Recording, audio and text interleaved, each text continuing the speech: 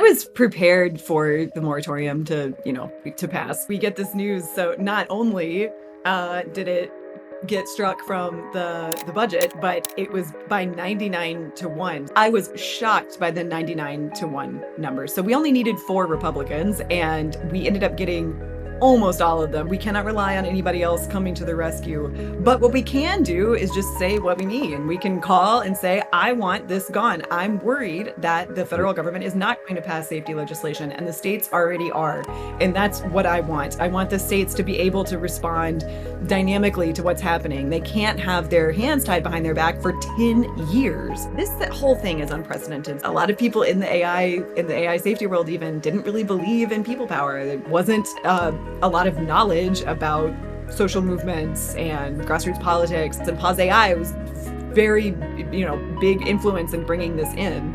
And this is a big demonstration to them. I think a lot of those people who've seen us pushing people to call, reporting on this, exposing how corrupt this is, and then seeing a big landslide victory like this, I think that's going to have a big impact on them.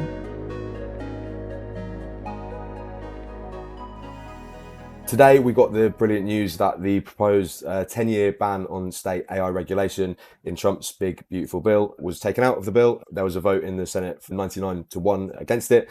And that was in no small part thanks to the hundreds of people, the thousands of people who took the time to call their senator to convince them to stand up for what was right. And we're joined by Holly today from PauseAI US, who had a huge campaign to try and convince people to contact their senators and to get them to stand up for humanity. So how are you doing today, Holly?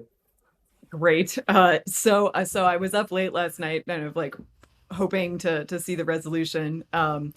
We never know when these things are going to happen. Sometimes they call it and they come back to the vote, the next day. But so it was the middle of the night. Even in California, it was the middle of the night. So it was almost dawn, for the Senate.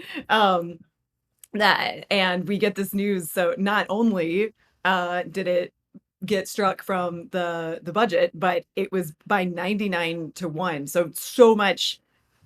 It was a nail biter. I thought we were working for 4 Republicans, so it was expected that all Senate Democrats would move to strike, and there was a Democrat amendment. But what ended up happening is that this is such a story, but Marsha Blackburn, who had made a deal with Ted Cruz earlier in the week to a compromise to get the moratorium down to 5 years and to carve out certain issues, including what's been a really big issue in her state, Tennessee. The music industry is very big there, country music, and they want protections for their music. So she was especially looking out for them. But 5 years is still way too much. And Marsha Blackburn was convinced to back out of that deal and then was the star of the whole night. Her remarks are incredible. Tell me what you want to know. I could say way too much about this, I'm sure. Yeah, great. I mean, as a non-American, and many of our viewers will also not be from America, how is this kind of unprecedented, this kind of seemingly last minute shift to a 99 to 1 defeat or a 99 to 1 support for some amendment to a bill? That whole thing is unprecedented. So our system is, so even a lot of Americans don't really understand the federalist system. Our system is called Federalism, and there are levels of government. So there's the local level of government, then there's the state level of government, and the federal level of government. And the higher level, when they rule on the same issue, when there's a law pertaining to the same thing, the higher level trumps or preempts the lower level. So that's what preemption means, as you may have heard. That is a big deal. And so there's a lot of major contested issues where preemption is a big part of the fight.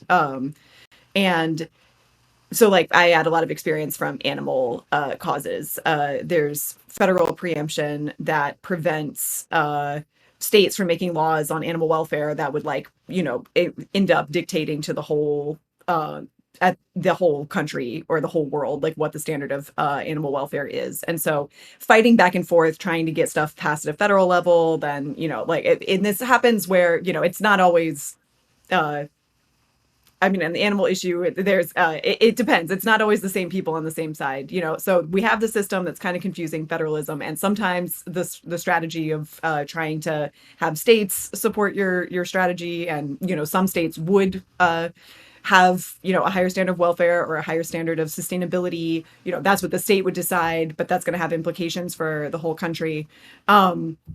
Having a federal law, says for sure, what's going to happen at the federal level.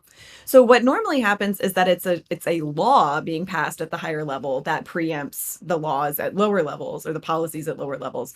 Uh, what this was simply a statement that the states could not make, and they could not make and they could not enforce. The original language was even enforcing, so there wouldn't even be any grandfathered in laws that had already been passed at the state.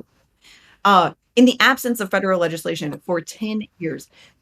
So not only saying that this, you can preempt legislation at the state level on any topic without passing federal legislation, that's already unprecedented. In 10 years just is such a long time. It's not a year until we can get this package together. It's not, it's 10 years, no promise of federal guardrails to be provided instead.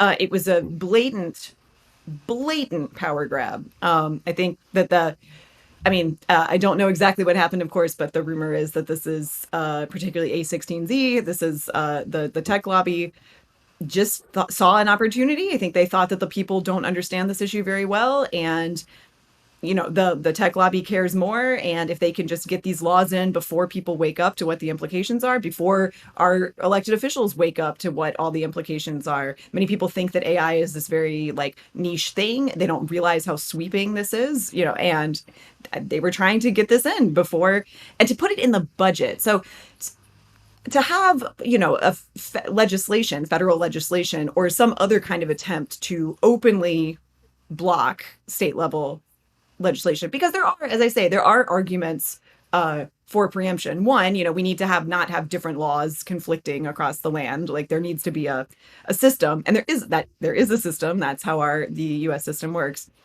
So there's sometimes reasons to preempt, but to do so by sneaking it into the budget bill, that's not, that doesn't allow proper debate. That's the attempt was to sneak this in and to end up preempting for 10 years in a way that on, a better understood issue or something that people could more easily orient themselves to would be just nakedly ridiculous. The power grab was insane. So we did not expect to have a 99-1 landslide. Ted Cruz was the one whipping all the votes and, threatening that people were going to get primaried, which in the US, you have primaries within the party to decide who's going to be the candidate for that party, for the office.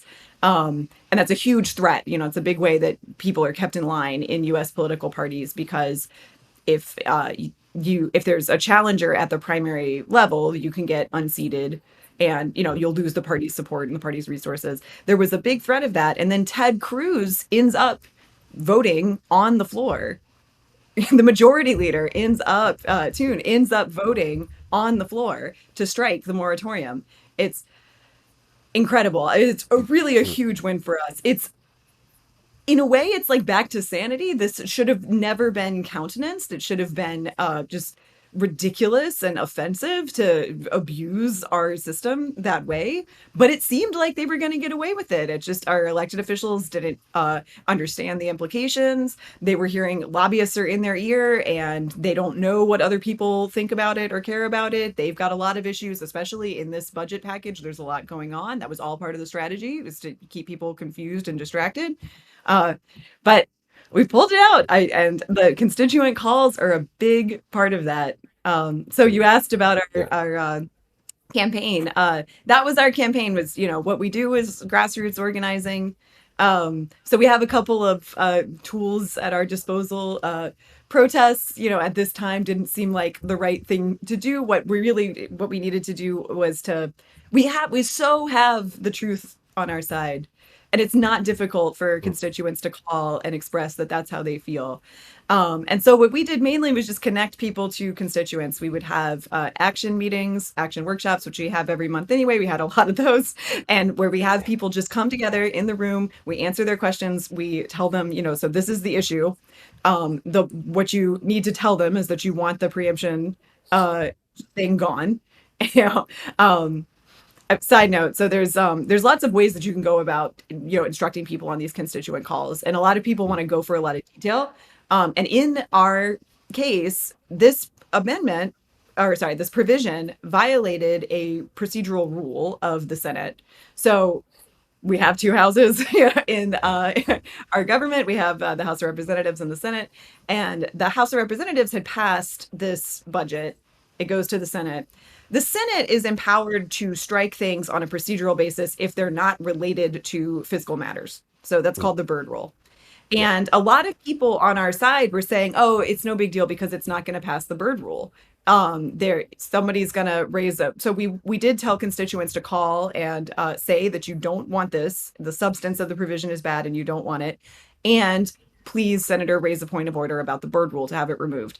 There was a point of order raised about the Byrd Rule, and it survived. Bizarrely, it survived, and because the compromise was to make it about fiscal matters, it was able to be tied to funding. So it's just Yeah. so that's a huge lesson from this. I mean, we just have to say what we mean. We cannot count on somebody else is going to come to the rescue, or it's against the law, or it's a violation of this is a flagrant, violation of how federal preemption, federalism is supposed to work. We simply can't rely on that. We cannot rely on anybody else coming to the rescue. But what we can do is just say what we mean. We can call and say, I want this gone. I'm worried that the federal government is not going to pass safety legislation, and the states already are. And that's what I want. I want the states to be able to respond dynamically to what's happening. They can't have their hands tied behind their back for 10 years on how to respond. It is the states. We could get into like the philosophy of federalism, but it's the state's job to deal with things that pertain to their local population differently than the federal concerns. That's the whole reason it's supposed to work. And AI is going to have, I mean, I don't need to tell you, but I'm preaching to the choir, I'm sure, but AI is going to have the gamut of issues. There's going to be, the very biggest things that need a coordinated response from the entire world. There's going to be things that need a coordinated response from each nation. And there are going to be many other effects just that require local solutions and state level solutions. And so all of this needs to be available to us. And we really can just spread that message, which doubles as great education for everyone who hears it. And it helps to educate the elected officials when they hear it. I had a number of good conversations with staffers. When you call, if you're lucky, a staffer picks up and you talk directly to them, and they just record your opinion. And I could hear in their voice that they were happy to hear from me. Often. It was really a great experience. So it's really what a win for. There's the weapon right now of the tech lobby, of the AI lobby, is confusion. It's having money on their side. It's having people on their side. It's kind of knowing the procedures. That's always going to be something that they are better at doing because they have the resources and the experience to do so. But this issue can just cut through all of that. If we say what we think, and we stand up for what we want, and you talk to your elected representatives and you tell them what you want and how to represent you. So such a powerful day. I mean, I could tell you more sort of behind the scenes stories too, but they're very similar. They're very similar, actually. I mean, that just appealing to allies on this level of just, hey, we don't want this. We want to be able to protect against dangerous AI. AI could be dangerous. Do you realize what could happen in 10 years with AI? That was really, that was a lot of what it was about. Yeah, great. I think so. In terms of like previous attempts from states to implement AI regulation, we had SB 1047 in California about a year ago now, and I think during that going through the legislative bodies of California, we saw lots of lobbying from big tech companies and from A16Z or Z in an American accent in particular, and there was a lot of misleading statements that were made. Outright lies, I think it's fair to say, and this kind of lobbying seems to have had some influence on politicians like Ted Cruz, right? Who I think there was a quote of him saying that if there are going to be killer robots, we'd rather they be American killer robots than Chinese killer robots, which I'd rather have neither personally. But why is it that you think that politicians are kind of listening to these lobbyists when to a neutral viewer, they kind of seem obviously misleading. Is it just traditional kind of lobbying from big tech continuing into this issue, or is there something else at play? Well, there's money. Yeah. So, I mean, the reason that, so SB 1047 in California passed with 80% support in the legislature in California. But the governor has to sign it, and he vetoed it. And that was very clearly linked to his donors. So that's the real reason, that it didn't pass, was financial support. But then there's a bigger thing, even if there's not just direct political money in that direction. They've got a powerful story, which is, we are the innovators. Like, we are, having our industry in your state, in your country, is huge. Like, we're going to give you the decisive victory. And then, the kind of story that at least Ted Cruz repeats is about dominance over China and the fear of losing our edge and not winning, the Cold War, which here there's been a lot of belief whipped up that that's happening, that the Chinese are actively trying to compete and beat us. So there's a lot of fear of just losing, and like fear of missing out on what could happen in tech. And those companies have a lot to gain from being favored by the government and getting government contracts, defense contracts. It's clear what their motivation is. I think further, the people involved there are not just, a lot of them, people like the CEOs of, these companies like Sam Altman and Ariamade, like, they'll talk about how dangerous AI is, but I think there's glory motivations there, just excitement. And if we don't, people are confused, if they really think that it's that dangerous, why are they doing this? And I think, well, one, they might not really believe that. But two, if they do, I mean, there's reasons that people do dangerous things, it's for glory and achievement. And these people pushing for this with a lot of money and a lot of power, they have motivations that don't apply to the rest of us, but it takes time for the rest of us to catch up on what's going on. I mean, I certainly share the feeling of like, oh my gosh, another damn thing you have to know about, like police. And this really comes down to, they had the advantage of surprise. So with SB 1047, the tech lobby was very upset because a big state had caught on to what they were doing at all. And so they liked the basically by default regulation-free environment that Gen AI was born into, because we don't have laws pertaining to Gen AI. It's a new thing. It doesn't apply. Old tech laws don't really apply to it. And in the US, there aren't many laws regulating technology. There's a lot of specific exemptions for software. So the tech industry doesn't want a bad thing messed up. And they get to claim that they're the ones with all the expertise. They get to claim that they are the side of science. And the public is, understandably confused, because there's, of course, a lot of public is very supportive of science and innovation. And they want, our California and the US to continue to be leaders in these things. And they don't see what the potential is for danger. And so it's just, they made a lot of their lead. Even so, SB 1047 was a very, very close. And Gavin Newsom clearly felt, conflicted. He wanted to show that he was conflicted about vetoing. And I think that if the public had been a little bit more savvy, he would have known he wasn't going to get away with that at that time, and he would have passed it. So it's a battle. There's a new advantage comes on the scene, or you got to like quickly orient yourself to what's happening and take advantage. And the tech lobby, it has more money. They have so much money, and they have a lot of expertise. They have a lot of hired guns to put on this. But even so, their stance is so plainly ridiculous and not in the interest of the majority of people in the world that they will lose if we can rally our consciousness around this. If people can see, and you do not have to take an altruistic stance. This is a stance for you. They're exposing us all to huge risks. There is some benefit that could be really huge for the few people who can really reap it. And a lot of their henchmen, they don't even understand the danger. And if they did, they wouldn't be helping. they think that this is all a fake bubble, and they're supporting, an employer in making money and their brilliant strategy. They don't even know. The more that we rally are the understanding in the public of what the danger is and the need for regulation, for pause, for international cooperation, the harder it's going to be to hide in the shadows and push this wild agenda and say, oh, we're just pro technology, pro innovation. Yeah, absolutely. I think we can kind of like psychoanalyze the reasons that the CEOs of AI companies and politicians do stuff for days. But yeah, at the end of the day, the situation is obviously not in the public interest, and the more people that stand up and say that, the better.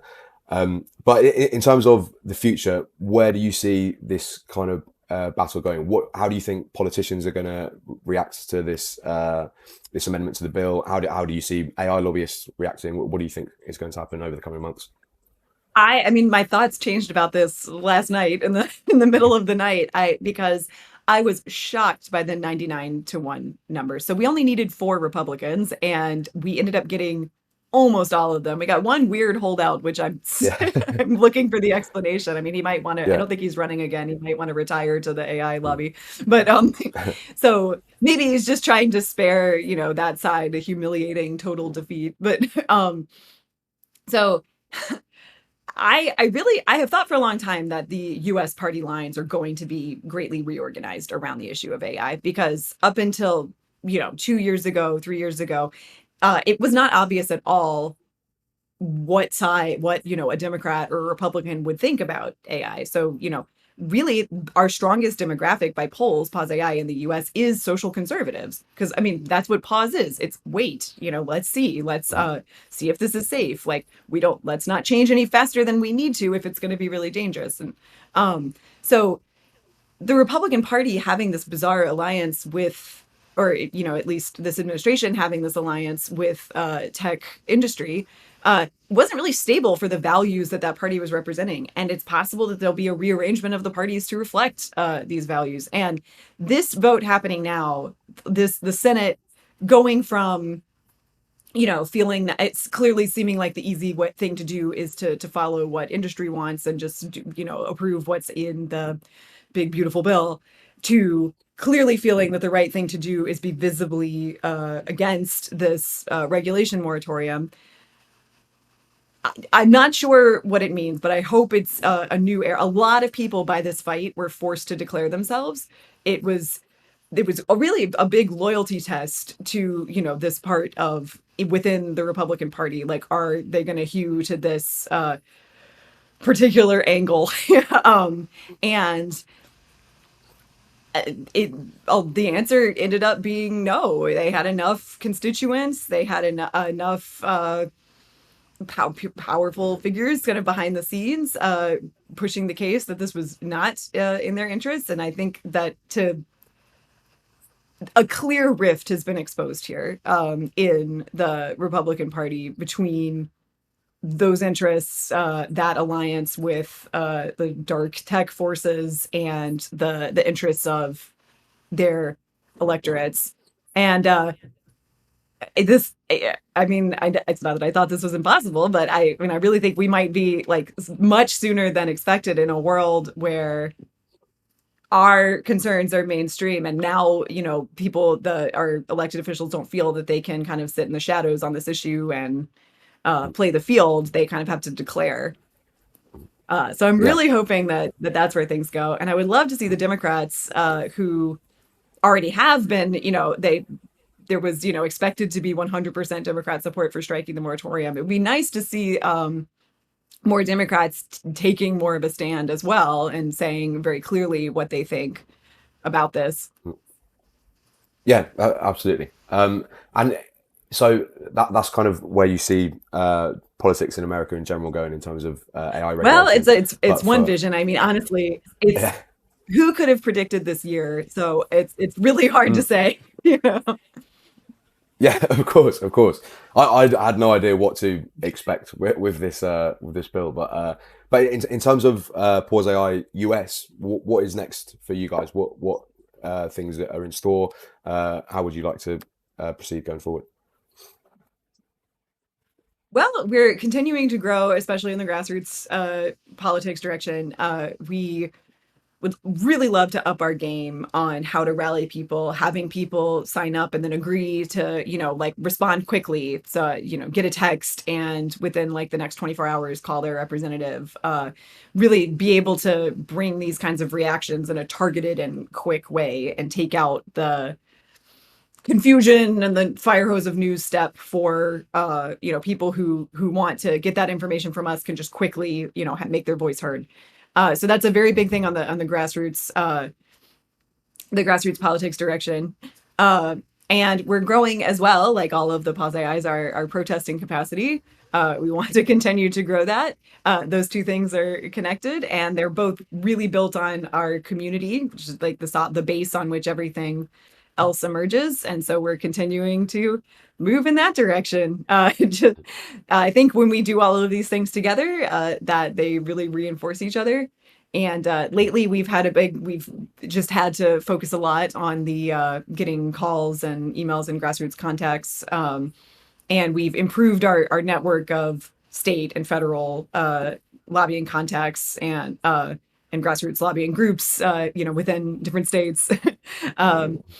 Really rapidly in order to try to combat this particular threat. And we really want to go back and fill that in and solidify that and work on. And then we forged a lot of alliances as well with other groups. And nothing like a victory to solidify that. I mean, I really feel like strong in our coalition that we're forming.